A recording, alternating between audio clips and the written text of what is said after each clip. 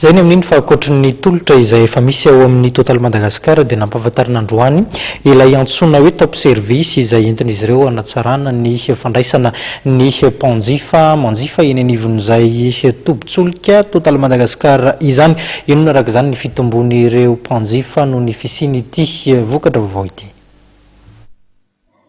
Nomendanja manokana ireo mpanjifa amin'ny alalan'ny fikarakarana azy ireo eo ampandraisana azy ireo eny amin'ireo tombin-dasantsy Total ao anatin'ilay hetsika top service izay natomboka tamin'ny fomba ofisialy androany.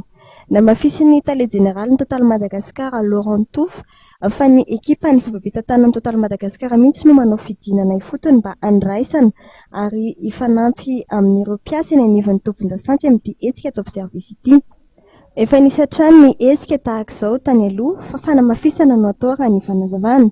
Nanomboka androany aritra roa herinandro araka izany dia hanao be midina hifanampy amin'ireo mpiasa anivon'ny tombin-dasantsy ny ekipa ny fibabitan-tanan'ny Total ary teto ireo tombin-dasantsy manerana ny renivohitra.